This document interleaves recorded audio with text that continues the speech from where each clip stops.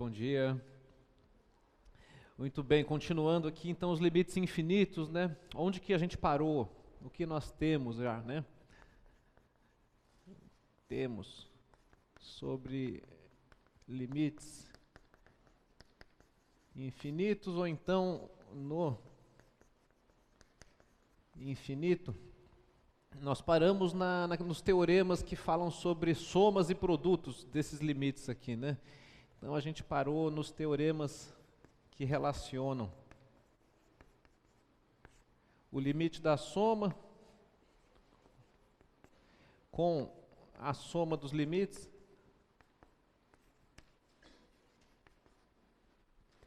quando o x aqui está indo para mais ou menos infinito, né? Tá certo? E também os teoremas que relacionam o produto, né? O limite do produto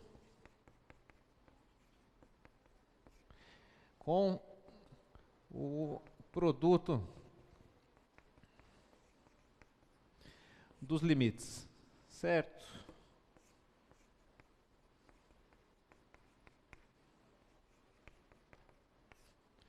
Onde então essas estrelinhas aqui, elas podem ser mais infinito, menos infinito, que são as novidades, né?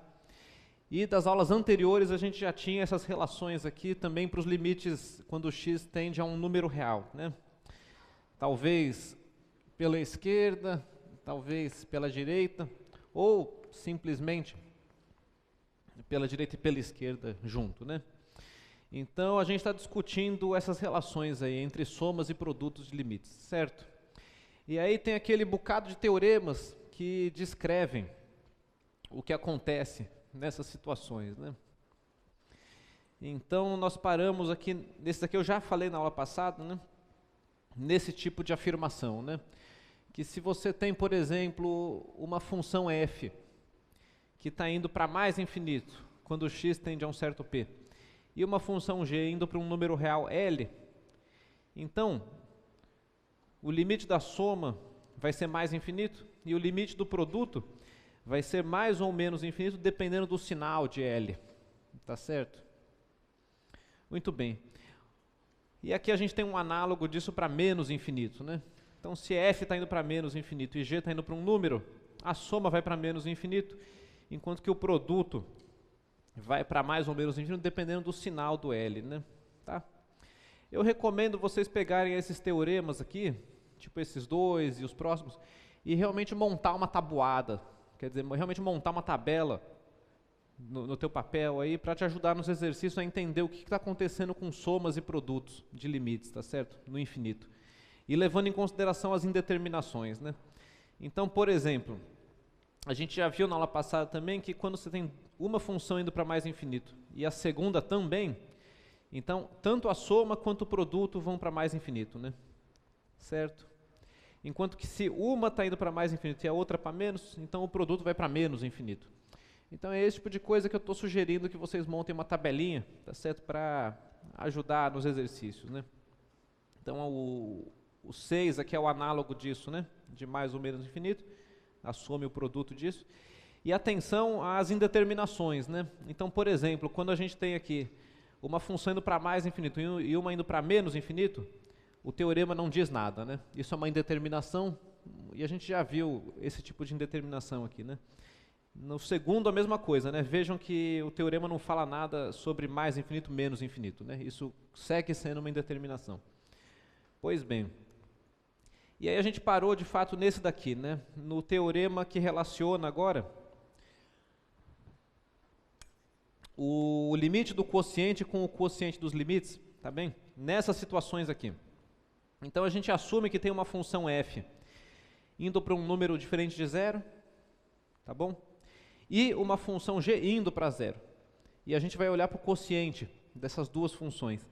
Então esse caso aqui é o caso que tinha ficado de fora até agora, né? Que é o caso em que você está pegando um número não nulo e, num certo sentido, está dividindo por zero, tá certo? Mas é no sentido dos limites, no sentido de dividir funções e fazer a variável ir para onde tem a indeterminação.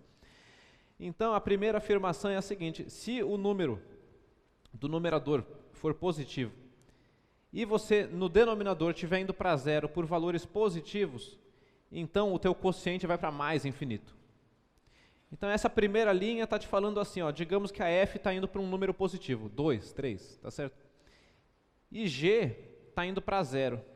Então você teria uma coisa assim, 3 sobre 0. Tá? Agora, o que a afirmação está te colocando é que se essa g estiver indo por zero, por valores positivos, por valores maiores do que zero, então na verdade esse quociente ele vai para mais infinito. Então a gente está começando a completar a nossa tabela de limites nessa situação em que o denominador está indo para zero, né? Isso é uma coisa que é nova aqui. E aí tem os outros, né? Os outros casos é assim, se o denominador está indo para zero por valores negativos e o numerador está indo para um número positivo, então o limite vai para menos infinito. E por aí vai, né? Tá certo? Então vamos ver, isso vale também análogo para limites laterais, etc, né? Mas vamos ver alguns exemplos logo, para ver como é que isso funciona. Então, tem uma função racional, né? X dividido por x menos 4, e a gente vai fazer o x ir para 4, tanto pela direita, quanto pela esquerda, tá bom? E vai ver o que acontece, né? Então, o exemplo que a gente tem é esse, né? Um limite de x indo para 4. Vamos primeiro pela direita, vai, da função x menos 4 sobre x. Bom, então nesse caso, vejam que não tem um cancelamento, né? Tá certo? Vejam que o denominador, x menos 4 é igual a 0 para x igual a 4.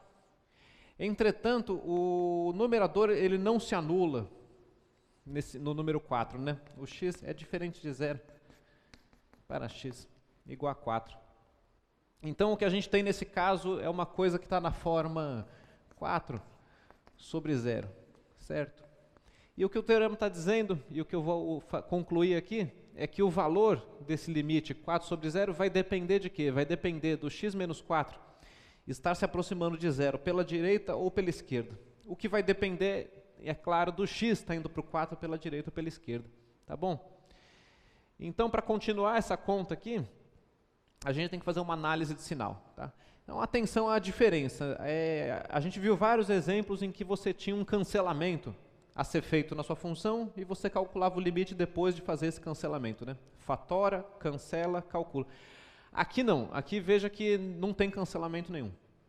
Certo? Uma vez que o 4 não é zero dessa função de cima, você não tem nada que cancelar aí, né?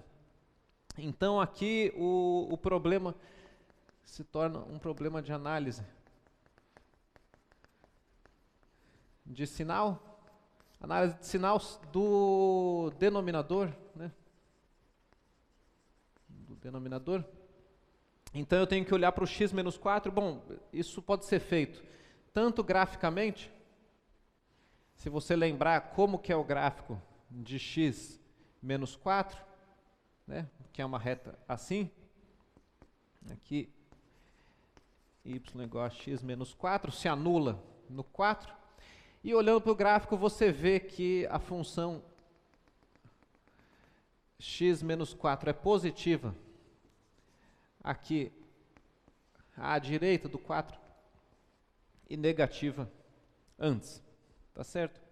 Então você pode fazer essa análise de sinal graficamente ou você pode fazer essa análise de sinal também algebricamente, né? Fazendo assim, x menos 4 é maior que 0, é equivalente a x ser maior que 4. E, portanto, quando x é menor do que 4, esse aqui é negativo, né? Vou até deixar isso claro. X menos 4 menor que 0, se somente cx é menor que 4. Tá bom? Bom, então a gente está aqui na situação do teorema, né? Porque como o limite de x indo para 4 pela direita de x menos 4 é 0, mas é 0 por valores maiores do que 0, o que a gente denota assim, né, colocando um maisinho do lado direito da igualdade, né? Não só aqui na tendência, mas também no valor do limite. A conclusão é a seguinte: concluímos que o nosso limite original, que é o que eu quero calcular, ele é, então, igual a 4, que é o número que está no numerador, né? X está indo para 4, multiplicado por 1 sobre 0 mais. Tá certo? Entre aspas, né? Bom, acho que é melhor aqui eu já colocar direto 4 vezes mais infinito, e isso aqui dá mais infinito, né?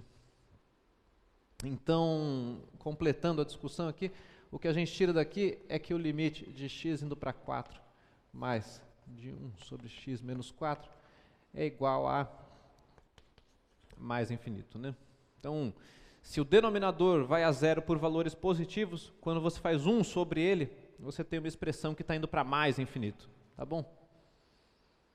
E, portanto, o 4 vezes isso está indo para mais infinito também, né?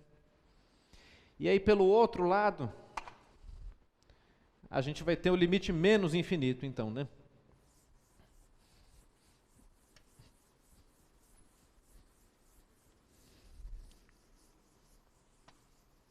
Então, fazendo da mesma forma, né? Da mesma forma, a gente tem que quando o x vai a 4 por baixo, x menos 4 dividindo o x vai para menos infinito, né?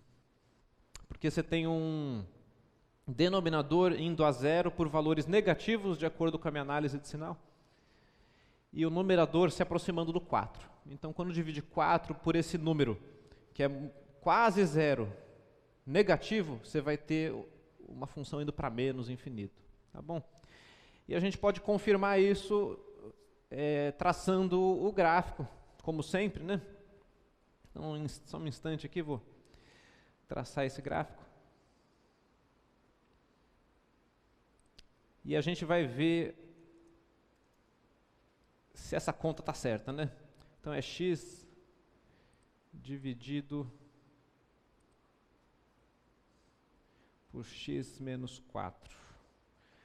Pois bem, então, aqui está o gráfico dessa função, né, de verde, e vai ajudar a interpretar aqui, colocar a reta vertical x igual a 4, tá bom? E está aí. Conforme o que eu concluí no quadro, quando você se aproxima do 4 por valores maiores do que 4, a função está indo para mais infinito. Enquanto que quando você se aproxima do 4 por valores inferiores, a função está indo para menos infinito, né? Então o gráfico está confirmando a minha análise aqui. Tá certo? E nesse caso, a gente chama essa reta vertical de assíntota, né? Então essa é uma definição da aula passada. Então a conclusão, uma observação aqui, é que x igual a 4 é uma assíntota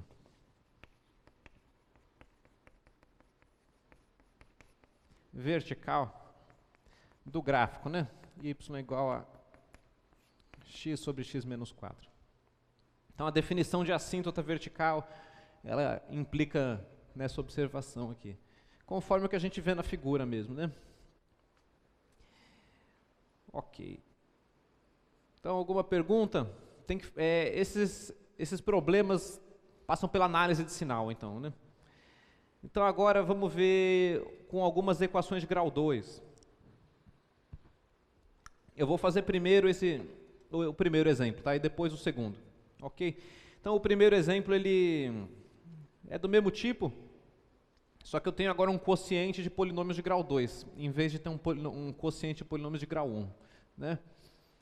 Então, eu estou fazendo aqui x² mais x mais 2 dividido por x² menos 2x menos 3, e a gente está olhando para isso quando o x vai para o 3, e aí eu vou olhar primeiro pela direita e depois pela esquerda, tá bom?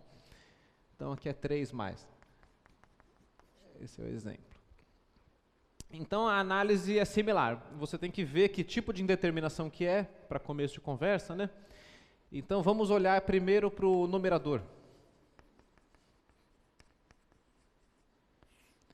No numerador, quando x é igual a 3, a gente tem que x² mais x mais 2 é igual a 3² mais 3 mais 2, que é 9 mais 3 mais 2, e, portanto, é igual a 14, tá bom? Então, vejam que a tendência não é um zero do numerador, certo?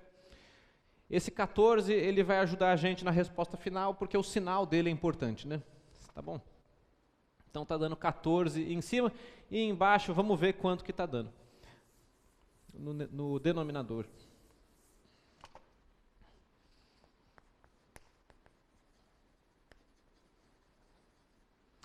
Já no denominador, quando você coloca x igual a 3, a expressão dá x² menos 2x menos 3 igual a 3² menos 2 vezes 3 menos 3. E isso é 9 menos 6 menos 3, que dá 0. Tá bom? Então, o denominador está se anulando. Certo? Então, a gente vai ter o quê? Uma função que está indo para 14 no numerador e para 0 no denominador. E isso aí vai dar mais ou menos infinito, dependendo de como que está indo para 0. Aqui, pela direita ou pela esquerda, e do sinal do 14 aqui, que é positivo. Tá bom? Então, aqui é importante a fatoração, né? Eu vou fazer o seguinte. Para fazer a minha análise de sinal, vou até fazer aqui mesmo, a análise de sinal do denominador, é importante eu conhecer as raízes desse denominador aqui, tá certo? Então, quer dizer, essa continha toda aqui mostra que o x igual a 3 é raiz, né? É raiz da equação x² menos 2x menos 3 igual a 0. Tá bom? E qual que vai ser a outra raiz dessa equação de grau 2? Quando eu digo a outra, poderia ser até igual a 3 também, né? Poderia ser 3 de novo. Mas tendo uma raiz, a gente pode descobrir a outra usando a fórmula de soma e produto, né? Então aqui, por soma e produto, eu sei, por exemplo, que x1 vezes x2 é igual a menos 3, tá bom? Então, se você tem que x1 é igual a 3, obrigatoriamente o x2 vai ter que ser menos 1, tá bom? De acordo com, colocando menos 1 nessa fórmula, vai dar 1, mais 2, 3, menos 3 dá 0. Então, conhecendo uma raiz de um polinômio de grau 2, você pode descobrir a outra considerando o produto ou também a soma, né? Ou usando a fórmula de Bhaskara. Enfim, tem várias maneiras de descobrir isso. E aí, sabendo as raízes, a gente já pode fazer um esboço do gráfico dessa função, que é um esboço bem grosso, né? Bem grosseiro. Só o que eu quero saber aqui é o sinal dessa função, tá bom? Então, se eu tenho uma raiz menos 1 e uma raiz 3, e o coeficiente dominante aqui é igual a 1, é 1 vezes x², é positivo, então a gente tem uma parábola virada para cima aqui, né? E com isso eu sei, então, que o sinal dessa função, ele é positivo à esquerda do menos 1, negativo entre menos 1 e 3, e positivo à direita do 3. Então, para analisar o sinal de uma função de grau 2, de um polinômio de grau 2, você pode recorrer ao gráfico, tá bom? Ou então a análise algébrica também, tá? As duas coisas andam juntas. Então, essa aqui é a análise via gráfico. A gente pode também fazer uma análise algébrica, né? Então, ou você reconhece que, sendo as raízes 3 e menos 1, o polinômio se fatora. Como? x mais 1, x menos 3, tá bom? Conhecendo as raízes, você, né, fatora o seu polinômio como um produto de polinômios de grau menor do que ele. E aqui, a análise de sinal fica assim. Eu tenho o menos 1 aqui e o 3 aqui. Então, quem manda no sinal de um produto, bom, são os fatores, né? Então, o fator x mais 1, a gente sabe que ele é negativo antes do menos 1 e positivo no restante. Enquanto que o fator x menos 3, ele é positivo à direita do 3 e negativo à esquerda. Essas duas linhas é por causa da análise de sinal da função afim, né, que eu acabei de fazer no exemplo anterior. Então, quando eu pego aqui o produto das duas, é produto de sinais, né? Então, menos com menos fica mais, mais com menos fica menos, e mais com mais fica mais, né? Exatamente como eu concluí olhando para o gráfico, né? Então, você pode ou fazer um esboço rápido do gráfico, conhecendo as raízes. O formato da parábola não interessa nessa situação, só o que interessa é o sinal. Então, se ela é mais aberta ou mais fechada, isso não importa, é só o sinal que a gente está olhando. Ou então também fazer análise algébrica num quadro como esse, né? Tá? De todo jeito, com isso aqui, a gente conclui o seguinte, né? Ou seja, o limite de quando o x está indo para 3, pela direita do denominador, do x² menos 2x menos 3, ele é 0, e quando é pela direita, veja, se eu estou indo para 3 por valores superiores a 3, está indo a 0 por valores positivos, né? Então, acho que o gráfico mostra melhor, né? Quando eu vou aqui na direção do 3, o denominador ele vai a 0, mas ele vai a 0 por valores positivos. E enquanto que quando eu vou para o 3 por valores negativos, o denominador está indo a 0 também por valores negativos, né? Tá? E com isso, eu descubro então que o meu limite, que eu quero calcular, ele é 14 dividido por 0 e o sinal do 0 ele é dado daquele jeito lá, né? O sinal do 0 é entre aspas, né? Tá bom? Então a conclusão disso, é que o limite que eu estou calculando, né? Esse aqui, ele é igual a 14 sobre 0 mais, e isso aqui é igual a mais infinito, né? Tá? Então, bem entre aspas, né? 14 dividido por 0 mais, tá bom? Então, isso aqui é o mais próximo que a gente consegue chegar de dividir por 0, tá? E aí, o outro limite, né? O limite de x indo para 3 pela esquerda, ele vai dar menos infinito, né? Opa, de x² mais x mais 2 por x² menos 2x menos 3. Então, esse aqui vai ser menos infinito, né? De acordo com o símbolo 14 sobre 0 menos aqui, né? Tá? E a gente pode confirmar isso no gráfico também e reconhecer que no 3 a gente vai ter essa assíntota vertical, né? Vamos ver se de fato está dando certo, né? É y, o numerador é um x2 menos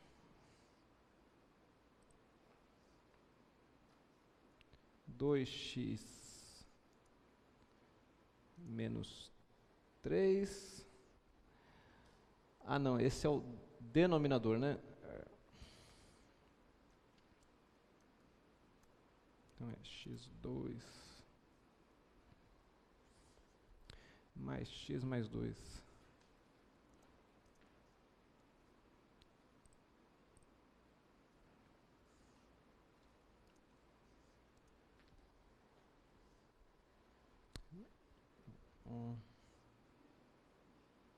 Menos 2x menos 3. Certo. Então agora é o gráfico vermelho que a gente está olhando, né? E a questão é em volta do x igual a 3, certo? Então a gente coloca aqui x igual a 3 e pronto. Aparentemente está tudo certo, né? Então aqui passando pelo x igual a 3, a vertical, é uma assíntota do gráfico vermelho. E o gráfico vermelho vai para menos infinito pela esquerda e para mais infinito pela direita, de acordo com o que eu concluí, né? Perfeito, então está tudo certo. E aí vejam que se a questão fosse em volta do menos 1, quer dizer, em volta do outro zero do denominador, você poderia concluir algo parecido, né? Tá bem? Então aqui a gente analisou essa assíntota vertical aqui. Porém, você poderia analisar também a outra assíntota vertical, a assíntota no menos 1. Né? Então vamos fazer essa observação aqui. A observação é que x igual a 3 é a assíntota vertical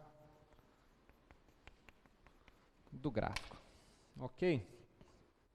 Então é assim que a gente analisa denominadores indo para zero sem o numerador ir para zero. Né? Se o numerador vai para zero também, bom, aí foi da onde a gente partiu, né? Nas nossas primeiras aulas de limites a gente falou desse caso, né? Quando ficava zero sobre zero, certo? Agora não, a gente está tendo um número sobre zero.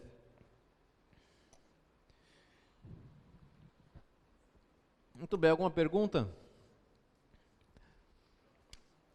Certo, e aí tem um terceiro exemplo aqui que ele fala o seguinte, determine se houverem assíntotas verticais e horizontais dessa função racional aí.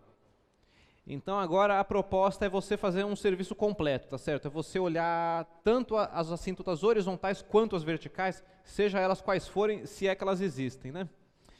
Então, vamos começar esse trabalho. E a gente começa esse trabalho olhando onde o denominador se anula. Olhando quais pontos não estão no domínio dessa função, tá bem? Na direção de analisar as assíntotas verticais, as possíveis assíntotas verticais. Né? Então, eu vou dar um nome para essa função, vou chamar ela de f de x igual a x cubo menos 3x² mais 8x menos 6 dividido por x² menos 3x menos 4. Vamos também chamar aqui o numerador de px e o denominador de qx, para abreviar o que vem a seguir. E a primeira coisa é determinar o domínio da função, né? Certo? Então, quem é o domínio dessa função? A gente resolve a equação qx igual a 0, ou seja, x² menos 3x menos 4 igual a 0. E aqui eu vou aplicar a fórmula das raízes, tá certo?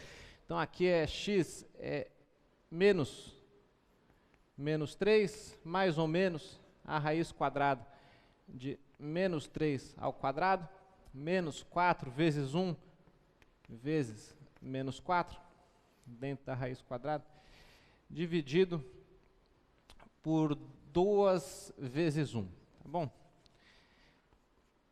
Então, essa é a fórmula das raízes de uma equação de grau 2.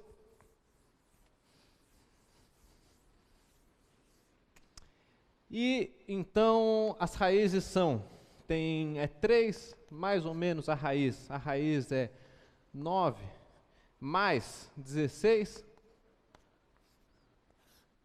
dividido por 2.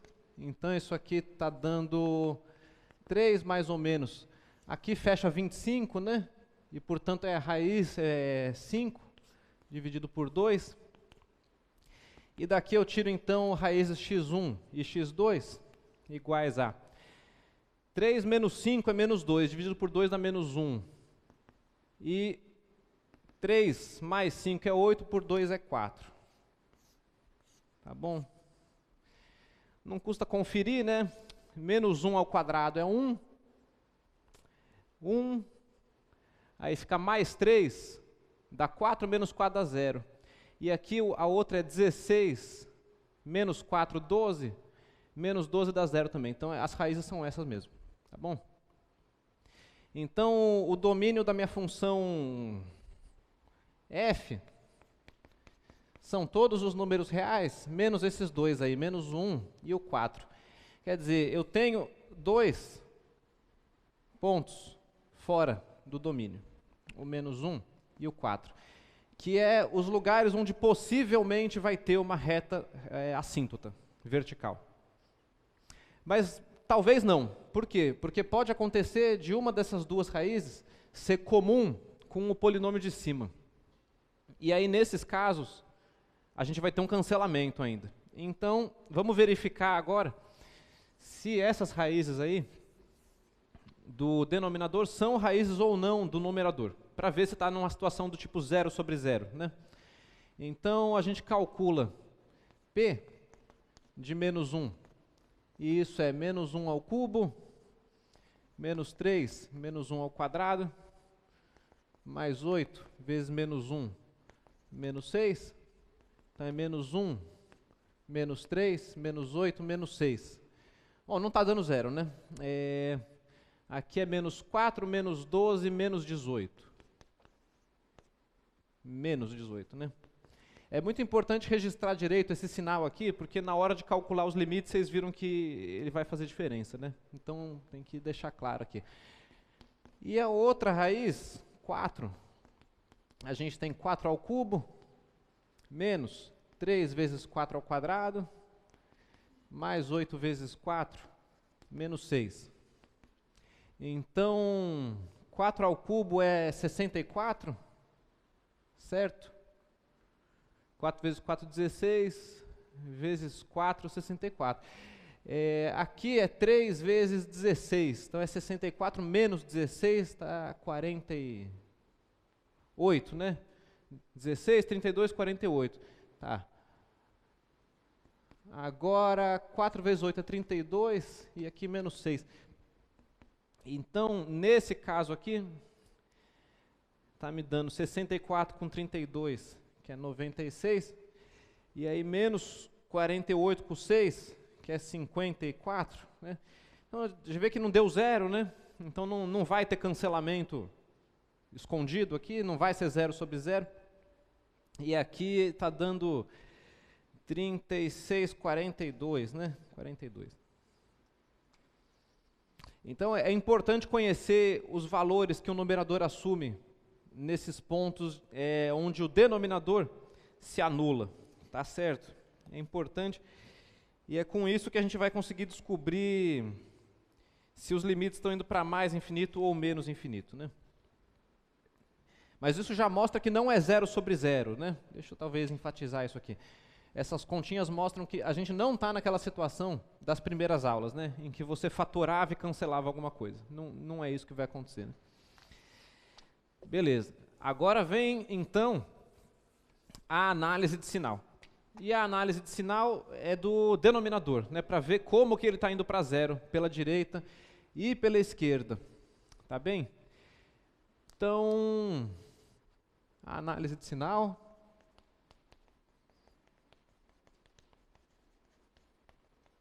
Da função do denominador, do QX, né?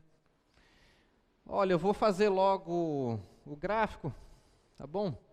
As raízes é menos 1 e 4. Então, aqui é menos 1, aqui é 4. E o sinal é determinado por essas faixas aqui, né? Positivo, negativo e positivo. Perfeito. Então, na verdade, o exemplo falava assim, determine as assíntotas verticais e horizontais. Na verdade, eu vou fazer um pouco mais do que isso e vou calcular os limites laterais, efetivamente, tá? Então, vamos começar assim, da esquerda para a direita, tá certo? Vamos começar lá do menos infinito até o mais infinito, mas eu vou primeiro fazer os laterais, aqui em volta das raízes. Então, a gente tem que o limite de x indo para menos 1 pela esquerda da minha função f, como é que fica? Bom, Em cima vai a menos 18. E é menos 18 vezes 1 sobre Q. E Q está indo para zero por valores positivos. Então fica menos 18 vezes mais infinito. E dá menos infinito. Menos infinito. Então, lembrando, né, esse mais infinito aqui, ele é quem? Ele é o limite de 1 sobre Q de x, quando o x está indo para o 1 pela esquerda. Certo? De acordo com... Né, Q está indo para zero por valores positivos. Então, 1 sobre Q está indo para mais infinito. Ok? Bom, e aí, entendido esse, os outros saem meio no automático, né? Você vem aqui e faz menos 1 mais de f de x é menos 18 vezes menos infinito, que vai dar mais infinito, de acordo com o denominador está se anulando por valores negativos aqui. E aí vão ter mais 2 agora, né? Que é em torno do 4. Eu tenho então o limite de x indo para 4 pela esquerda e também x indo a 4 pela direita de f de x. E aí no 4 pela esquerda a gente vai ter 42 no numerador, multiplicando menos infinito, que é o limite de 1 sobre Q, com o x indo para o 4 pela esquerda, dá menos infinito. E esse aqui dá menos infinito. Enquanto que o 4 mais aqui é o 42 vezes mais infinito, que dá mais infinito. A conclusão. De fato, tem assíntotas verticais passando por esses pontos aqui. E não só isso, como eu sei se o gráfico está subindo ou descendo de cada lado dessas assíntotas, né? Se o problema fosse só saber as assíntotas, não precisaria ter feito essas 4 contas aqui, bastariam 2, tá bom? Entretanto, já fiz todas de uma vez, e faltam as assíntotas horizontais. As horizontais são os limites no mais e no menos infinito. Então, para concluir o trabalho aqui, a gente tem que ainda calcular os limites no mais ou menos infinito, de acordo com aquele truque da aula passada, né? Tá? Então, agora é o limite de x indo para menos infinito da função f, que vai ser, bom, é x cubo menos 3x quadrado, mais 8x mais 6, e x quadrado menos 3x menos 4. Qual que é o truque? Isola o x. Coloque em evidência. O x quer dizer fatora, né? Não é o x, desculpa, é o termo de maior grau, né? No caso, x cubo e x quadrado aqui. Então, o x cubo em cima e o x quadrado embaixo. E aí aqui fica 1 menos 3 sobre x mais 8 sobre x quadrado mais 6 sobre x cubo. E embaixo a gente tem 1 menos 3 sobre x menos 4 sobre x quadrado. E aí, bom, esse pedaço todo aqui, esse quociente está indo para 1, porque isso aqui tudo vai a 0, 0, 0, 0 e 0. Então, sobra só 1 sobre 1. E aqui é x cubo sobre x2, então sobra x. Certo? Então, no final das contas, isso aqui está dando 1, que é esse retângulo aqui, né? Vezes o limite de x indo para menos infinito da função x, que é menos infinito. E, repetindo o truque, só que levando para mais infinito, você descobre que o limite no mais infinito é mais infinito. Então, mais uma continha. Limite x indo para mais infinito. E esse aqui é análogo, né? é a mesma conta, só muda a última passagem, tá? E aí terminou. Conseguimos, então, vou escrever a conclusão aqui embaixo. A conclusão é a seguinte. Nós temos uma assíntota horizontal, de acordo com esses limites aqui. Ah, perdão, não tem assíntota horizontal, desculpa. O limite deu mais infinito e menos infinito, né? Não tem assíntota horizontal. A assíntota horizontal é quando isso aqui dá um número, né? Tá bom? É quando isso aqui vai dar um número. Então, conclusão. Não há assíntota horizontal. E a segunda conclusão é que nós temos duas assíntotas verticais no -1 e no 4.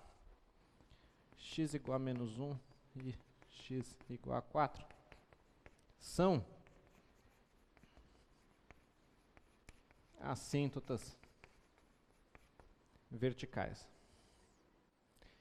Então, isso é tudo que a gente consegue dizer a respeito de uma função racional, tá? Por enquanto. Uma função racional de grau baixo, né?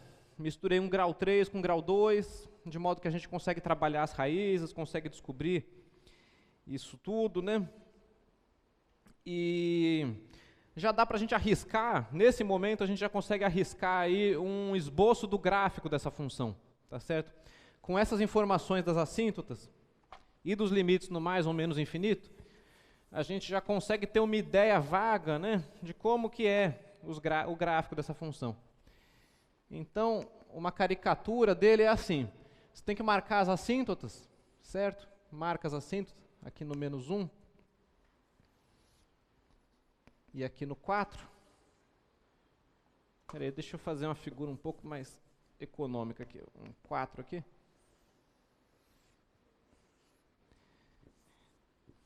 E colocar o -1 aqui. Então, o eixo está aqui, né? E aí, como que esse gráfico se comporta, então?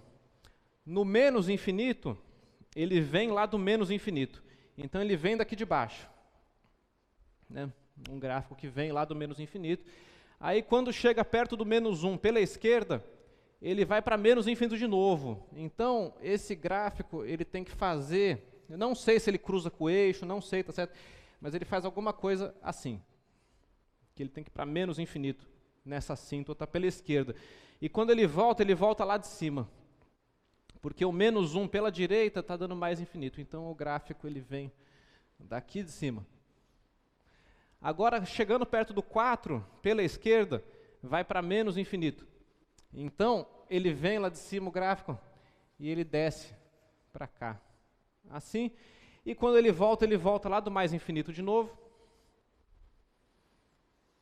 E no mais infinito ele vai para mais infinito. Então ele vem aqui e cresce, tá certo?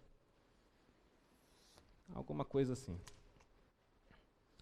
Então, o que eu não sei nesse gráfico é, em primeiro lugar, o número de Corcovas, tá bem? Esse gráfico poderia perfeitamente ser um negócio assim, cheio de corcovinhas, tá certo? Não violando o teste da reta vertical, né? Quando eu faço esses rabiscos é sempre não violando o teste, tá certo? A gente concorda nisso. E aqui também, ele vem daqui de cima, ele poderia fazer várias subidas e descidas, né? Mas o que eu sei são esses comportamentos aqui perto das assíntotas, né? Também não sei o seguinte, ele poderia, na verdade, vir aqui em cima, né? Tá certo? Eu não sei nada sobre esses possíveis encontros ou não. Os limites não falam nada sobre isso. A gente teria que testar uns valores e aplicar o teorema do valor intermediário para descobrir até onde que chega essa função aqui. Mas, enfim, aqui a mesma coisa, né? Ela poderia vir aqui embaixo, assim, mas o fato é que ela sobe lá para cima, né? E a não ser que eu tenha errado algum cálculo aqui, algum sinal, de fato o gráfico é esse, vamos...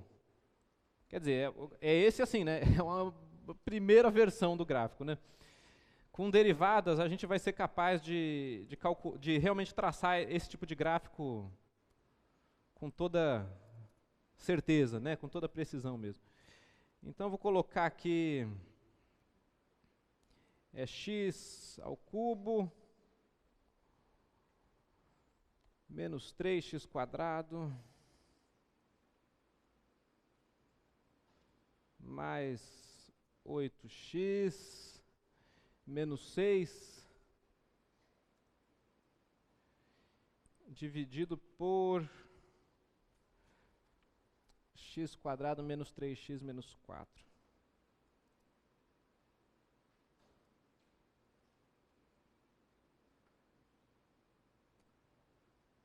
Então, é do azulzinho que a gente está falando. E vou marcar as assíntotas, né? Quais foram as assíntotas? Estão aqui, ó, menos 1 e 4, né? X igual a menos 1 e x igual a 4. Pois bem, tá bom, né? O gráfico azul, ele tem as características que eu disse que ele tinha, né? Como eu disse, o gráfico que você conclui a partir só dos limites, ele é meio estranho, tá certo? Para descobrir as corcovas, etc., a gente ainda vai ter que trabalhar mais um mês aí. Mas, digamos assim, a cara, né, o comportamento geral da coisa já dá para entender, né? Ó, veio lá do menos infinito, volta lá para o menos infinito, vem lá do mais infinito, vai para o menos infinito, volta lá do mais infinito e vai para o mais infinito de novo, tá certo? Então a gente consegue concluir isso tudo calculando os limites de uma função racional aí, né? Em torno, o que importa, né, é os limites, quando o x vai para os pontos que estão fora do domínio, sejam eles números reais ou sejam ele o mais ou menos infinito. Então isso é tudo que dá para falar sobre uma função desse tipo. Assim, e não tem assíntota horizontal, tá vendo? A gente não tem uma reta horizontal que atrai o gráfico, né? Tá certo? Não, o gráfico tá indo para mais infinito, menos infinito, não tem assíntota horizontal. Tá bom? Alguma pergunta? Então esse último exemplo, ele reúne um monte de coisas, né? Eu tive que calcular raízes, fatorar, analisar o sinal de uma função polinomial de grau 2, usar a tabuada dos limites, né, que eu recomendei que vocês façam aí pega os teoremas, são 7 teoremas, acho, uma coisa assim, você faz como se fosse uma tabelinha de multiplicações mesmo. Então usei isso ainda. Usei o truque da aula passada de colocar em evidência o termo de maior grau. E ainda tinha que saber o que é uma assíntota horizontal e vertical. Então isso meio que resume aí essa parte toda de limites infinitos e limites no infinito também. Tá bem? Um exemplo de encerramento aí. Entre as funções racionais, tá certo? Entre as funções racionais. Saindo um pouco do mundo delas, vamos considerar um pouco de funções trigonométricas, né? Então um exemplo mais rápido agora. Vamos fazer os limites da função tangente quando a variável dela vai para o π sobre 2. Então, vamos ver como é que fica esse daí. Um exemplo com funções transcendentes agora. A gente tem a função f de x tangente de x. Essa função é seno de x sobre cosseno de x, por definição, né?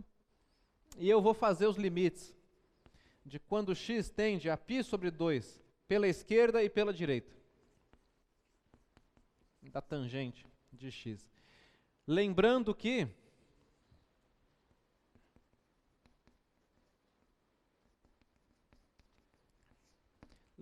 o que, né? O seno de π sobre 2, ele vale 1 e o cosseno vale 0, né? O cosseno de π sobre 2 vale 0. Então, aqui no ciclo trigonométrico, o π sobre 2 está aqui, então o seno é 1 e o cosseno dá 0, certo? Então, é uma figurinha do ciclo trigonométrico. Ou seja, sim, e quando não só o seno vale 1 no π sobre 2, como ele fica valendo 1 em volta quer dizer, fica próximo de 1, valores positivos perto do π sobre 2, não, mas o que importa mesmo aqui é a questão do cosseno. Quando você chega perto do π sobre 2, por um lado ou pelo outro, o que acontece com o cosseno, né? Então, melhorando um pouco minha figurinha aqui, quando a gente olha para os cossenos de arcos próximos de π sobre 2, Se você tem um arco menor do que π sobre 2, o cosseno ele é positivo. Enquanto que menor que π sobre 2, o cosseno fica negativo, né? Deixa eu escrever isso com mais cuidado. Né? Esse aqui é o que eu estou calculando. Π sobre 2 menos seno de x sobre cosseno. E aí a análise fica assim. O limite de quando x vai a π sobre 2 pela esquerda do cosseno de x, ele é zero, mas ele é zero por valores positivos. Tá certo? O cosseno está indo para zero por valores maiores do que zero. Ou seja, o limite de x indo a π sobre 2 pela esquerda de 1 sobre o cosseno de x, esse aqui vai ser mais infinito. Enquanto que, pelo outro lado, né, se você vai por valores superiores a π sobre 2, isso aqui está indo para zero, mas por valores negativos, né, que seria o lado de cá do ciclo trigonométrico. E aí, quando eu divido então pelo cosseno,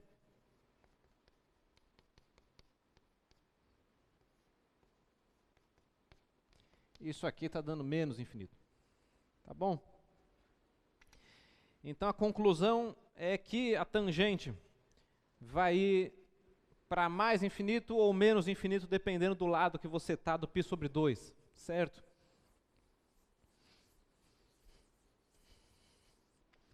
Então a conclusão é que, ou seja, né,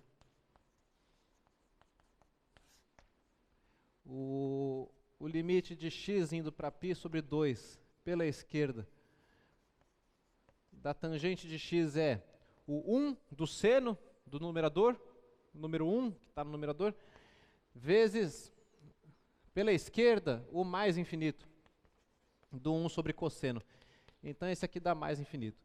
Enquanto que, por outro lado, pela direita, a tangente está indo para 1 vezes menos infinito, que é menos infinito. E isso confere com o gráfico que a gente conhece da função tangente, né? Vou fazer ele pequenininho aqui. A gente sabe que a função tangente tem um gráfico assim, onde essas assíntotas aqui são localizadas nos múltiplos de π sobre 2, né? Então aqui é π sobre 2 e aqui algo assim, né? Então é o mesmo fenômeno que a gente viu na nossa função racional lá, né? A tangente vai para mais infinito por um lado e vem lá do menos infinito pelo outro, né?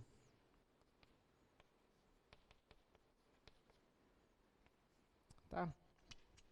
Então essa aí é uma função transcendente também, né? Que dá para fazer uma análise parecida.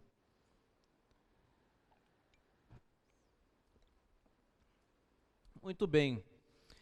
Então com isso eu encerro essa parte de limites infinitos, limites no mais infinito, menos infinito, e na verdade eu vou continuar falando disso também, mas agora eu vou falar dos limites das funções exponenciais e logarítmicas. Tá bom? Muito bem, então, o primeiro, a minha exposição aqui vai ser muito parecida com a da aula que eu defini, o logaritmo. Primeiro a gente vai descobrir tudo o que tem para saber sobre os limites do ln, do logaritmo natural, e da exponencial, da função exponencial, e disso sai facilmente sobre todos os outros logaritmos e sobre todas as outras exponenciais. Então, o meu ponto de partida é o seguinte, é esse limite aqui, o limite de ln de x quando o x vai para mais infinito, certo? Então, esse limite aqui é aquele que não é muito fácil de acreditar, né? Se você olha para o gráfico da função ln de x, a gente já fez isso antes, né? A gente vem aqui, vamos olhar para o gráfico de ln de x.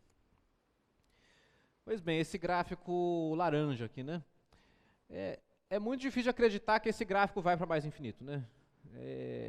Você olha de longe, longe, longe, você vê que ele não parece jamais subir, né? Ele parece ter quase que uma assíntota horizontal, talvez, né?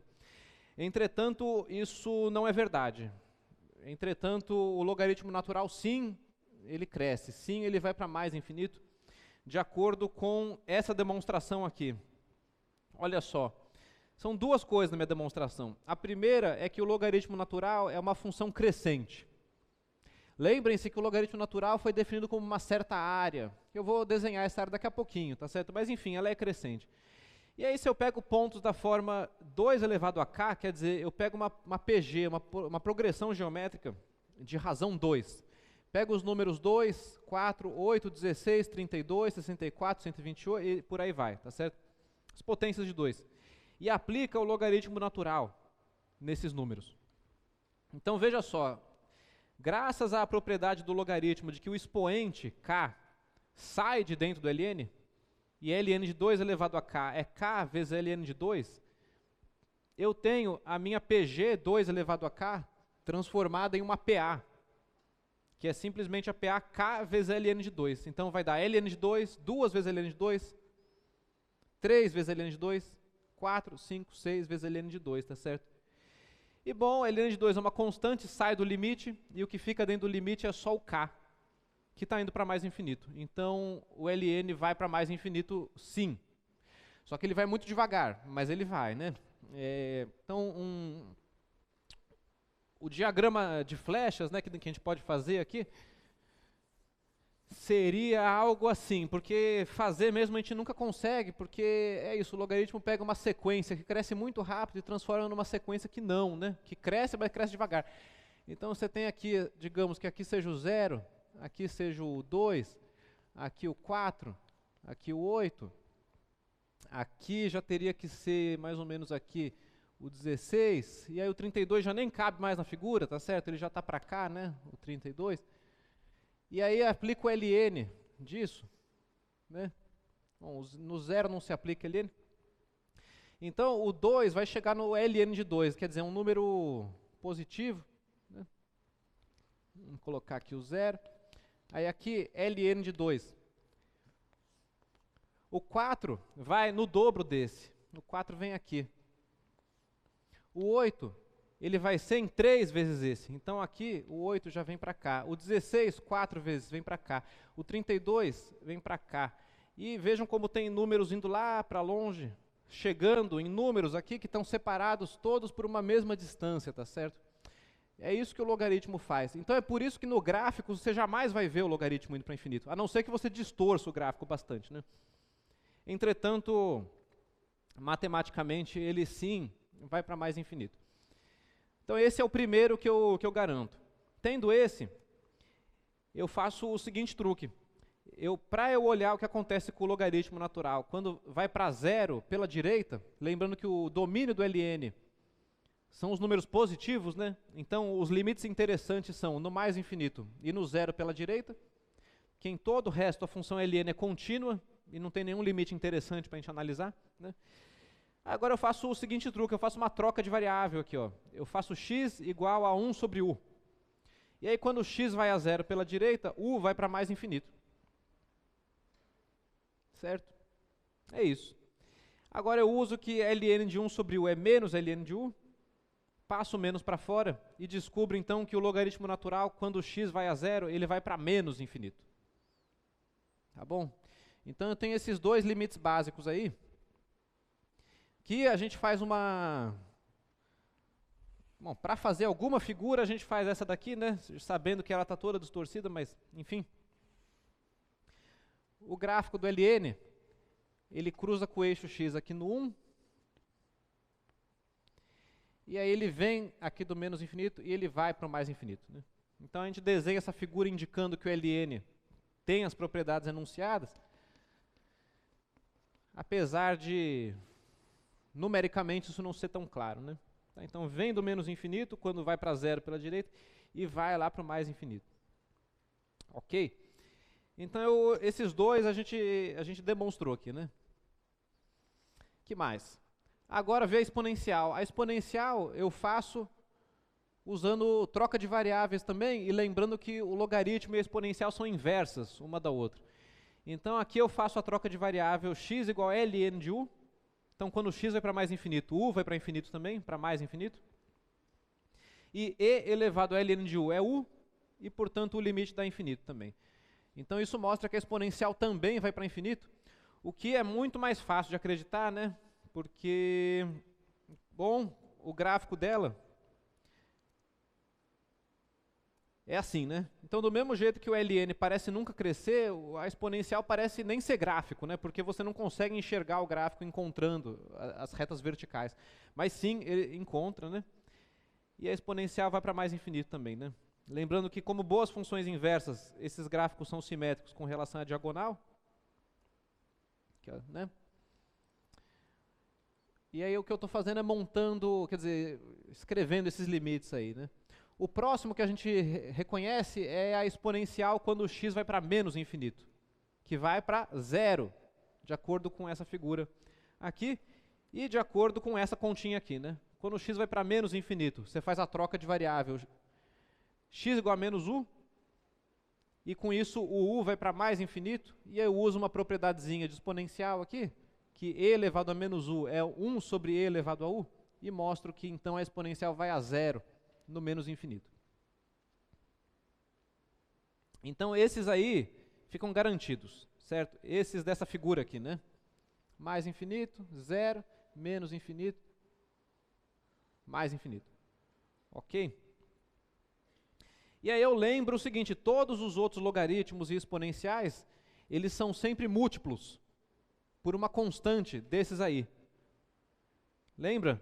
O logaritmo natural, quando dividido pelo ln de a, vai te dar o log na base a de x, enquanto que a elevado a x nada mais é do que e elevado a x vezes ln de a. Toda função exponencial e toda função logarítmica é sempre um múltiplo das nossas funções exponencial e logaritmo, né, naturais, digamos assim. Então, tendo isso daqui, você descobre todos esses outros aqui. Né? Vira uma questão de olhar para a base. Né? Então, por exemplo, se a base é maior do que 1, a elevado a x, se a é maior que 1, então a elevado a x vai para mais infinito. Por quê? Bom, olha para essa última fórmula aqui. Né? A elevado a x é e elevado a x que multiplica ln de a. Se o a é maior do que 1, esse ln de a aqui, ele é positivo. E, portanto, você vai ter um múltiplo positivo de x, certo? X vai para mais infinito, esse múltiplo também, e você vai ter que e elevado a mais infinito é mais infinito, né? Então, todos esses outros casos aqui, eles vêm de análises semelhantes, né? Você pode também pensar em casos particulares. Tipo assim, vamos pegar esse daqui, ó, a entre 0 e 1, o x indo para mais infinito. Então, isso aqui está indo a zero. Pensa que a é meio. E pega meio, meio ao quadrado, meio ao cubo, meio à décima, meio à milésima potência, e você vai ver que você vai ter números cada vez mais próximos do zero mesmo, né? Você também pode pensar nesses limites através de casos particulares, tá bom? Enfim, então valem todas essas propriedades que são consequências aí das propriedades básicas, né? E com isso a gente já pode fazer esses exemplos aí, tá bem? Então, são exemplos rápidos de aplicações dos que eu conheci lá, né? No teorema anterior. E a gente procede com eles usando esses truques que a gente já conhece, né? Então, esse primeiro aí, vai, o a. Eu estou somando 2 elevado a x com 2 elevado a menos x e jogando o x para menos infinito. Certo? Então a gente analisa em pedaços, né? O primeiro pedacinho é o 2 elevado a x. Então, 2 elevado a x, quando o x vai para menos infinito, acontece o quê? Bom, é base maior do que 1, variável indo para menos infinito. Então, é assim, base maior do que 1 se comporta igual base e. Tá certo? A maior que 1, 2, por exemplo, o comportamento é o mesmo que na base e, tá bem? Então, isso aqui é como se fosse e elevado a x, com x indo para menos infinito. Então, esse aqui vai a zero. Tá certo? Diretamente pelo teorema enunciado lá. Enquanto que o outro, o 2 elevado a menos x, quando o x vai a menos infinito, esse aqui vai a quanto? Bom, basta você lembrar que 2 elevado a menos x nada mais é do que 1 sobre 2 elevado a x, né?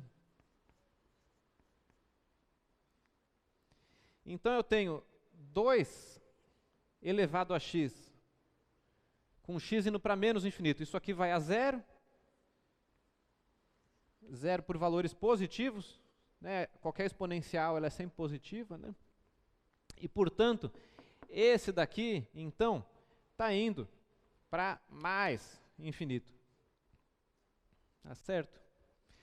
E a conclusão, então, é que esse limite aqui é mais infinito, que é zero mais infinito, né? Então, é assim que você analisa esses limites aí com exponenciais. Tá certo?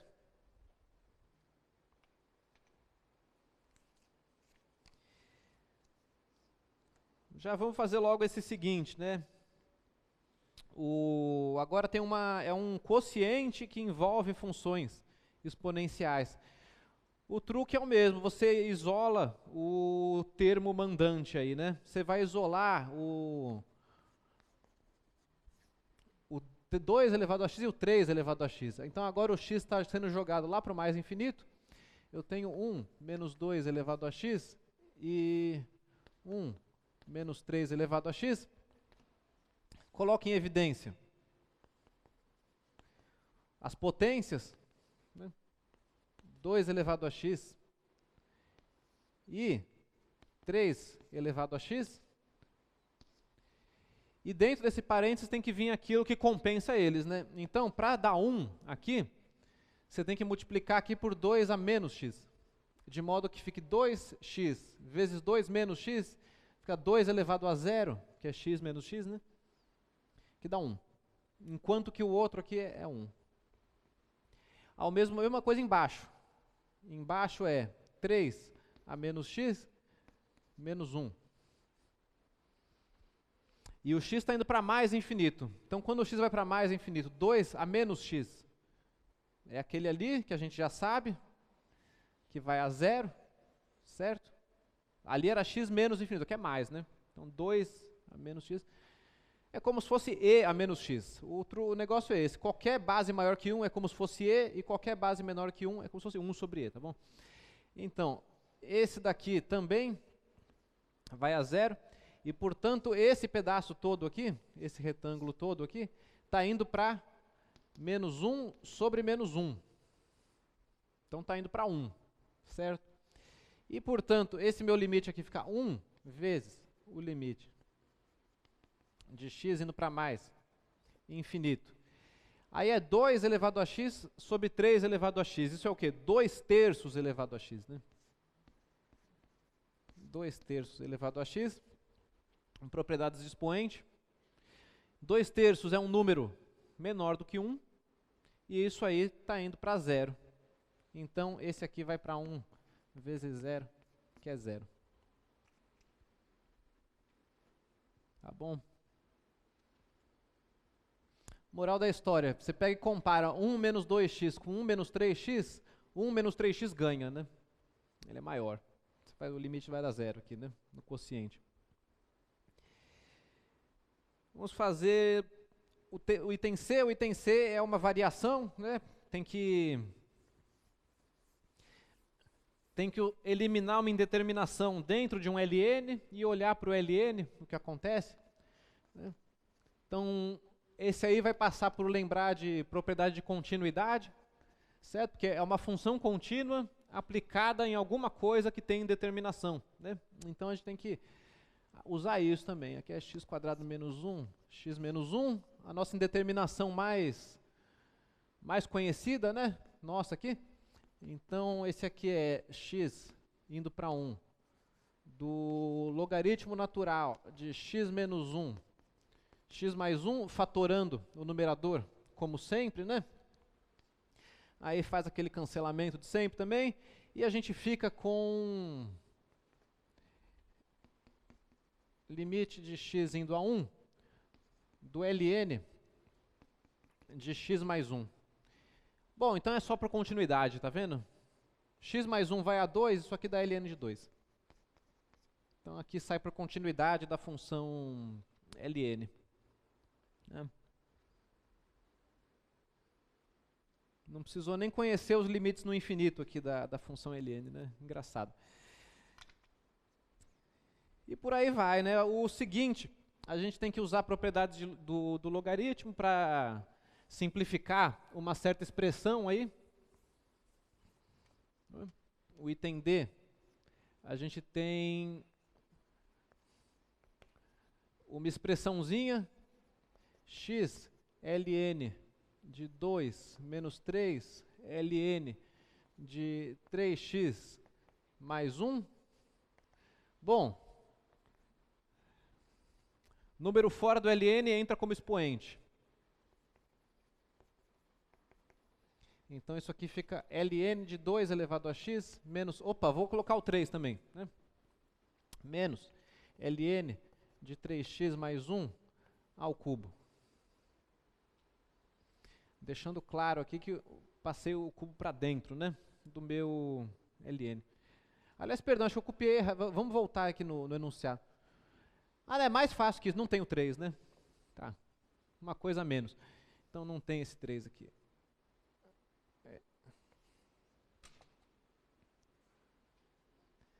Bom, aí é uma diferença de LNs. Diferença de LN é LN do quociente.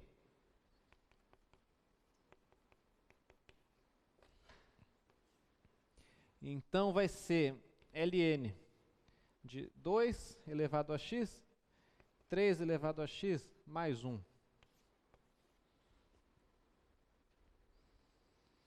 Agora, a indeterminação, a gente trata do mesmo jeito que nos exemplos anteriores. Isso aqui fica igual o limite de x indo para mais infinito. É o logaritmo natural. Vou colocar o 2 elevado a x e o 3 elevado a x em evidência. E eles multiplicam 1 em cima e 1 mais 3 menos x embaixo. Agora, a gente tem esse pedaço aí que está indo para 1, esse daqui. Certo? Esse aqui está indo para 1. Uma vez que o 3 menos x vai a 0. E aqui é o 2 terços elevado a x. Certo? Então, o 2 terços elevado a x eu já sei. Quando o x vai para mais infinito, ele vai a 0. Então, esse aqui está indo para 0. E eu tenho, então, que... eu tenho o ln de algo que está indo para 0. Então, isso vai ser menos infinito. Tá certo? Então,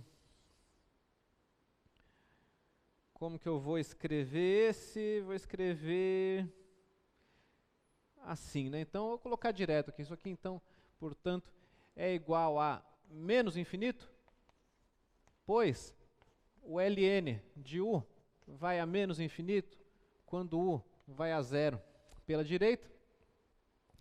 E porque o que está dentro do ln de fato vai a 0 pela direita, né? E porque então 2 elevado a x sobre 3 elevado a x, que multiplica 1 mais 3 menos x, 1 está indo a 0, mais quando o x vai para mais infinito. Tá bom? Então, como eu falei para vocês na sexta ali, na aula de exercício, né, tem que estar bem das propriedades de logaritmo exponencial, certo? É isso.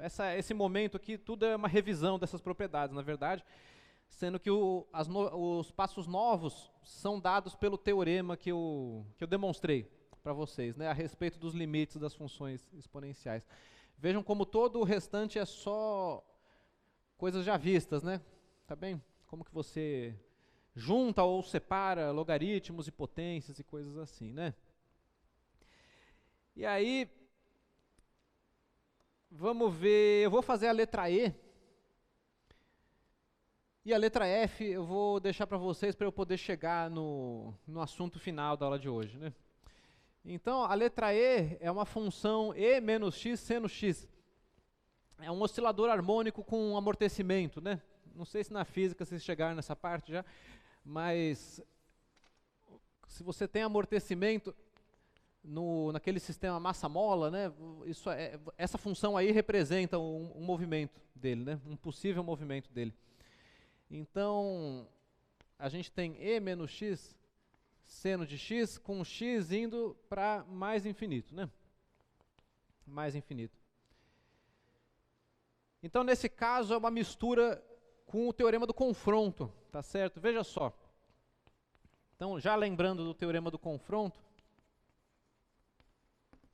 eu tenho que o seno fica entre menos 1 e 1, certo? E a exponencial, ela é positiva. Para qualquer x que você coloca nela, né? Ou seja, eu posso multiplicar a exponencial nos dois lados dessa desigualdade aqui, sem alterar as desigualdades. Então,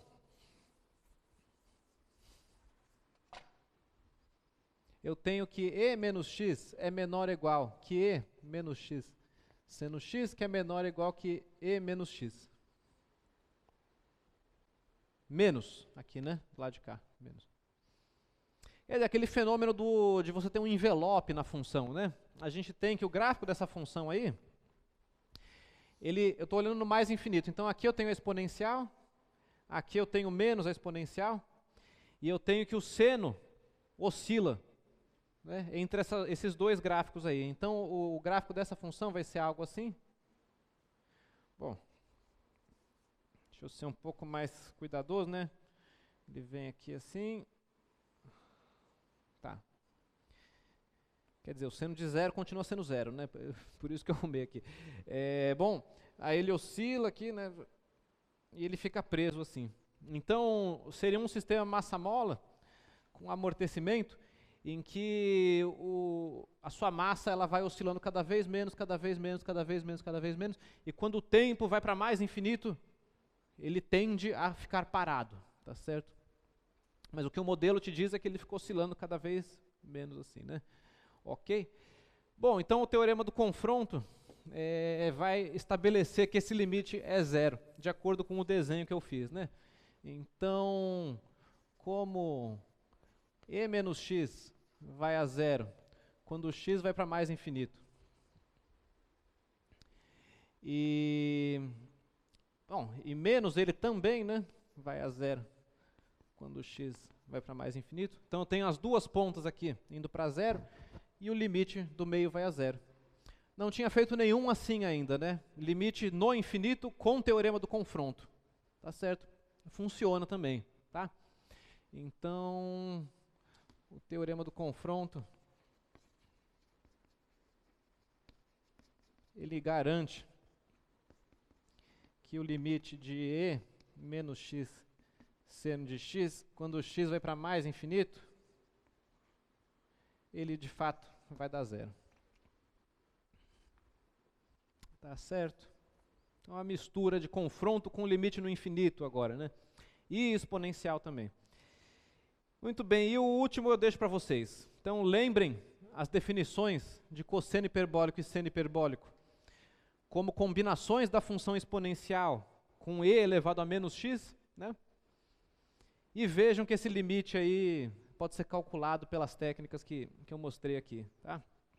Mas eu vou chegar agora no último tópico da aula de hoje, que é o limite fundamental exponencial. Então nós já vimos o limite fundamental trigonométrico. Agora é o limite fundamental exponencial. Entretanto, o que eu vou mostrar de fato não é propriamente ele, tá certo? Não é propriamente o fundamental exponencial. Eu vou deduzir ele a partir desse outro limite que está escrito aí, tá certo? Então, é um limite que é o seguinte, ó. Para cada número a positivo fixo, fixou a, tá certo? Você considera a seguinte função: ln de a mais h menos ln de a dividido por h, enquanto uma função de h, tá bem? E jogo o h para zero. Eu afirmo que esse limite dá 1 sobre a, tá bem? Então, deixa eu convencer vocês de que isso está certo. E vai ser um argumento por área, né? Porque a definição do logaritmo natural que eu tenho é uma definição com área. Então eu vou usar um argumento por área e teorema do confronto e vou descobrir que aquela minha afirmação está correta, né? Então veja só, o logaritmo natural, ele calcula uma certa área delimitada pela hipérbole y igual a 1 sobre x com x positivo e certas retas horizontais verticais aqui, né? Então, se eu tenho que marcar o 1 aqui, né? O 1, e eu considero aqui um azinho, então, aqui, x igual a azinho, e eu considero o azinho mais h, que é o que aparece naquela expressão também, né? Azinho mais h. Então, a função ln de a mais h menos ln de a nada mais é do que essa área aqui. Essa área é dada por essa fórmula aqui, né? Que é a área até a mais h menos a área até a. Ok? E aí o que eu consigo fazer é mostrar o seguinte. Então vamos ampliar um pouco essa figura e distorcer ela um pouco para conseguir desenhar melhor, tá bem? Aqui eu tenho o A e aqui eu tenho o tamanho 1 sobre A. E aí é bom, aqui eu tenho A mais H e esse tamanho aqui é 1 sobre A mais H. Então eu considero dois retângulos aqui. Um retângulo dentro dessa região, que é esse retângulo aqui, e um retângulo fora dessa região, que é esse retângulo aqui. E eu comparo isso daqui com essas duas áreas desses dois retângulos, tá bem? Então eu comparo aqui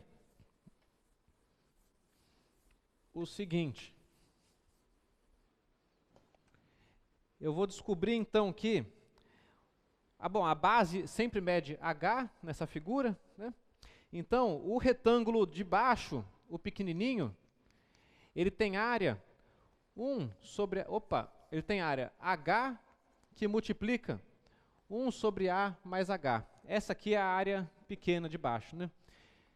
E aí o que está no meio é o meu ln de a mais h menos ln de a, e isso aqui, por sua vez, é menor ou igual que a área do retângulo grande, né? Que é 1 sobre a multiplicado por h. Então fica h sobre a. Essa é a minha desigualdade básica, tá bem? Aliás, vou usar o quadro todo aqui, vou escrever ela numa linha só. H sobre A. Agora, veja que o limite que eu estou interessado, voltando aqui, o limite que eu quero não é dessa diferença, é da diferença dividida por H. Então eu vou multiplicar H em tudo, aqui nessa desigualdade. Eu estou fazendo uma série de suposições, que H é positivo, que A é maior que 1, mas o argumento ele é robusto, tá certo? Você pode adaptar ele para todas as outras situações. Então, se eu faço 1 sobre H agora, de A mais H, isso aqui fica ln de A mais H menos ln de A, dividido por H, que é o limite que eu quero, e aqui eu tenho 1 sobre H vezes H sobre A. E está feita a conta, né? Porque cancela H com H aqui, cancela H com H aqui. E aí, eu vejo que quando o H vai a zero, isso aqui, do lado esquerdo, está indo para 1 sobre A, porque é 1 sobre A mais H, H vai a zero, vai a 1 sobre A. E isso que está do lado direito também vai para 1 sobre A, quando H vai a zero. Na verdade, é constante, igual a 1 sobre A. Então, graças ao teorema do confronto, o miolo vai para 1 sobre A também. Então, esse aqui vai para 1 sobre A, pelo teorema do confronto, quando H vai a zero. Pronto, então eu mostrei que vale esse limite anunciado aqui, né? Um limite um pouco estranho, tá bem? E aí eu vou deixar para vocês um exercício a longo prazo, quer dizer, a médio prazo, né? Quando eu falar do teorema fundamental do cálculo, lá na aula número 20 e poucos, voltem nessa conta e revejam ela, tá certo? Na verdade, essa conta, ela é o primeiro sinal de uma coisa que a gente vai fazer daqui para frente, tá certo? Ela é um caso particular do teorema fundamental do cálculo. Então, quando a gente chegar lá, voltem nessa aula de hoje e deem uma olhadinha nesse argumento aqui, tá bom? Mas enfim, o fato aqui está demonstrado, e agora, a partir desse, eu vou deduzir o que é conhecido como limite fundamental exponencial, tá bem? Então, fazendo uma pequena manipulação aí, que eu vou deixar como exercício para vocês, tá certo? Não vou entrar em detalhes para poder fazer os exemplos. Você consegue mostrar que esse limite que eu calculei aqui, ele na verdade te mostra que e elevado a b, para qualquer bzinho real, é igual a esse limite aqui, o limite de x indo para mais infinito de 1 mais b sobre x elevado a x. Tá bem? Eu não vou ter tempo de fazer a dedução aqui, mas do primeiro para o segundo você chega fazendo, né, usando propriedades do logaritmo, tá certo? Perfeito. E aí, esse aqui, para b igual a 1, é o que é conhecido como limite fundamental exponencial, tá bom? Então, essa última fórmula aqui, que te diz que o número e é o limite de x indo para mais infinito, de 1 mais 1 sobre x elevado a x, é o que a gente chama de limite fundamental exponencial, tá? E isso dá uma pista de que número é o e, porque até agora a gente não sabe, né? Eu dei para vocês uma aproximação, mas eu falei que era porque era. A gente não tem nenhuma explicação para isso, né? Então isso aqui já dá uma primeira explicação de que número é esse, o número e. Certo? Se você faz uma tabela de valores aqui e considera os números 1 mais 1 sobre n elevado a n, que é a mesma coisa que n mais 1 sobre n elevado a n, para n cada vez maior, a gente vai obtendo as seguintes aproximações aqui para o número e, tá vendo? 2,25, 2,37, 2,44, 2,48, mas veja que o negócio demora um pouco para dar certo, né? Aqui está uma aproximação feita numa calculadora um pouco melhor, não muito melhor, só um pouco, e aqui estão as aproximações que a fórmula dá, né? Então veja que para n 10 à quarta, a gente ainda não chegou aqui nem na quarta casa decimal, tá certo? Do valor do e mesmo, né? Então, a aproximação funciona, entretanto ela é daquelas que você não vai acreditar muito se você fizer de fato a conta, né? Mas está demonstrado que funciona, né? Tá bem? E isso está relacionado com um problema famoso, que é o problema da capitalização a juros compostos, num regime de capitalização contínua, tá bem? Então, contando rapidamente como é que funciona, é assim, é um problema de juros, né? Então você começa com um capital C0 e fixa uma taxa de juros I por um certo período de tempo, mês, ano, semana, etc. Tá certo? E aí, bom, tem uma dedução que eu não vou fazer aqui, mas o seu capital inicial ele vai se tornar um capital C, que é dado por o inicial C0 multiplicado por 1 mais a taxa elevado ao tempo que passou. Esse é o regime de juros compostos, tal como é aplicado em tudo quanto é dívida que a gente faz, tá certo? Muito bem.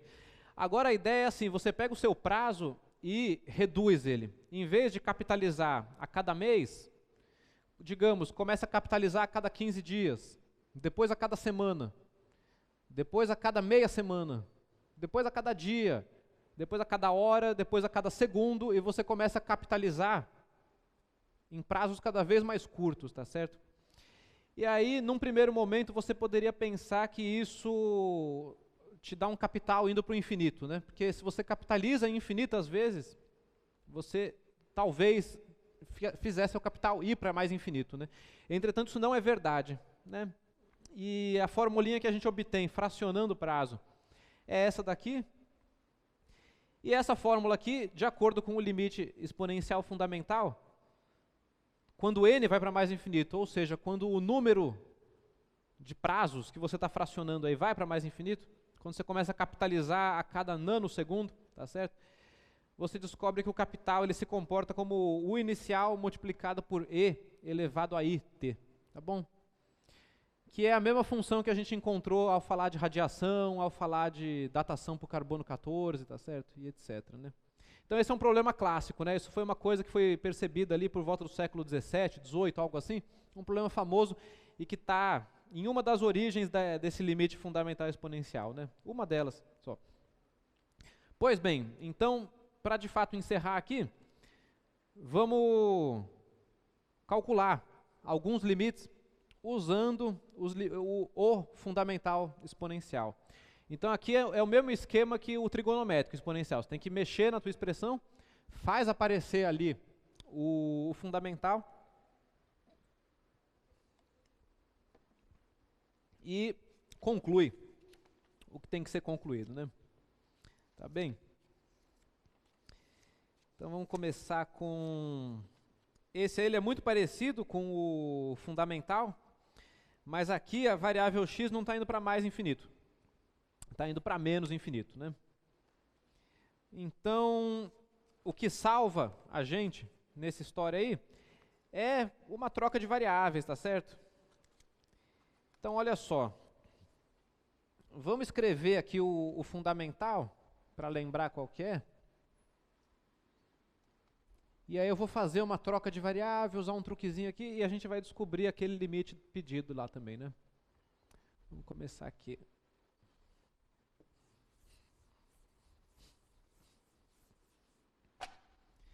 Então, o que nós temos, né, é que o limite de x indo para mais infinito de 1 mais 1 sobre x elevado a x é o número e.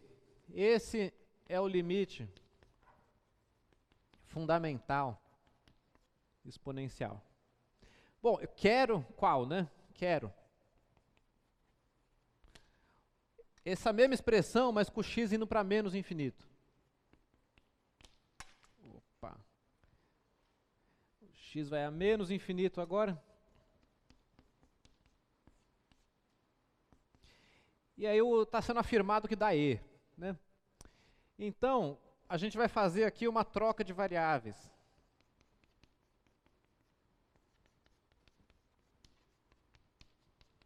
Uma troca de variável. Essa troca vai ser a seguinte.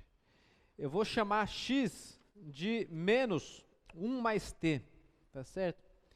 Então vamos ver que dá certo aqui, ó. X é igual a menos 1 mais t. De modo que, então, x é menos 1 menos t, e t é igual a x menos 1, certo? A gente tem que sempre fazer a conversão para poder trocar a tendência aqui, né?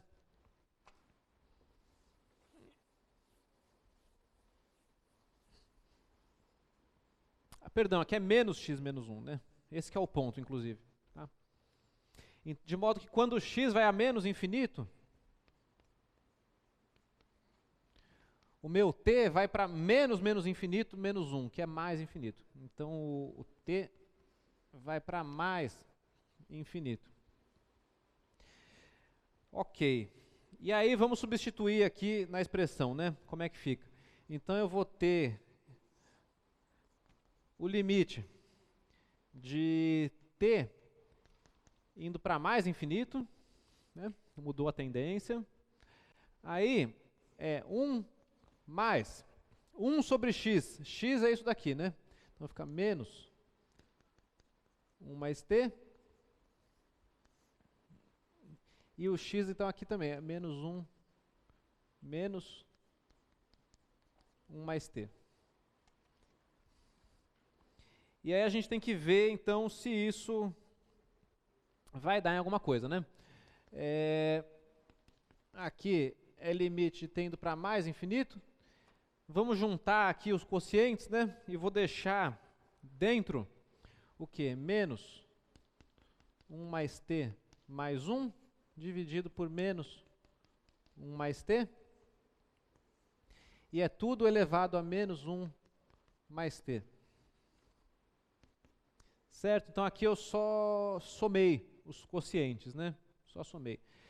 Bom, aí aparece aqui, vamos já arrumar esse parênteses de cima aqui, ó, vamos colocar assim, ó, menos 1, menos t, mais 1, de modo que esse menos 1 cancela com esse mais 1 aqui, e eu tenho menos t sobre menos 1 mais t. Então, vamos registrar esse passo, e eu fico então com t mais 1 sobre t, e aqui é elevado a menos t menos 1, né? menos t menos 1. Pois bem, então agora eu uso a propriedade do expoente e eu vou escrever isso como produto de duas expressões aqui.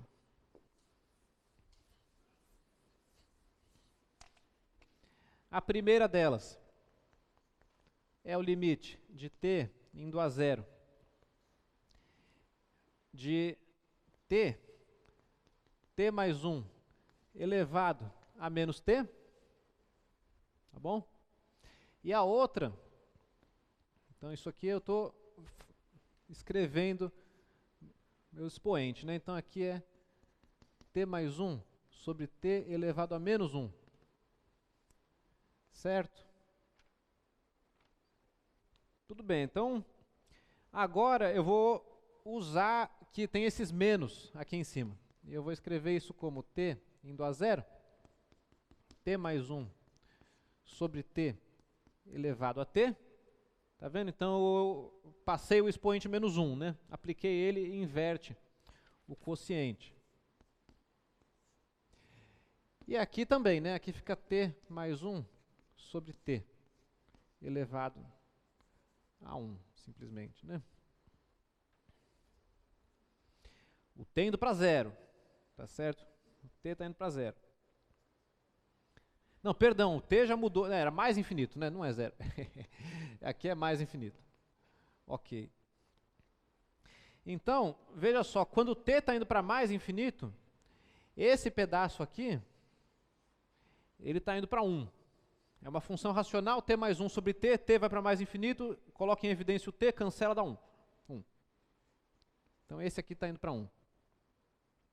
Enquanto que esse outro aqui, a gente reescreve da seguinte maneira, eu escrevo como, vou fazer o cálculo auxiliar aqui, ó, t mais 1 sobre t, nada mais é do que 1 mais 1 sobre t, né?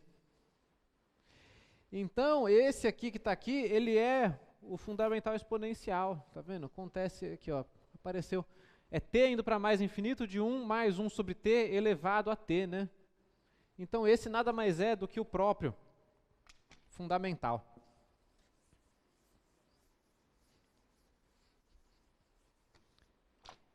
Ou seja, a partir daqui, a gente tem que isso aqui é o limite fundamental, 1 mais 1 sobre t elevado a t, com t indo a mais infinito, multiplicado por 1. Pronto. Então, esse aqui, daí. Então, é assim que a gente desenrola uma continha de limite usando o fundamental exponencial, tá bom? Pois bem, então, com isso eu concluo a aula de hoje. A gente ainda vai poder fazer mais alguns exponenciais fundamentais a partir da próxima aula, tá certo? Principalmente esse último aqui, mas eu posso voltar um pouco nos outros também. E a gente acabou aqui a parte de limites, tá certo? Essa foi nossa última aula de limites. A partir da próxima aula a gente começa a falar da terceira unidade do curso, que é derivadas. E a gente vai ficar falando de derivadas por 11 aulas, tá certo? É a parte mais extensa do nosso cronograma aqui. Então, a partir da próxima aula, essa expressão aqui vai ser definida e a gente vai passar um tempão explorando tudo que tem para falar sobre elas, né? Essa expressão aqui. Tá bom? E a surpresa é a seguinte, a gente já calculou um monte de derivadas, na verdade. Muitos e muitos exemplos de limites que a gente trabalhou nas aulas aqui são cálculos de derivadas e a gente já tem boa parte do trabalho adiantado nesse sentido, tá? Então, tá bem. Então, obrigado. Até a próxima. Então, por hoje eu encerro aqui.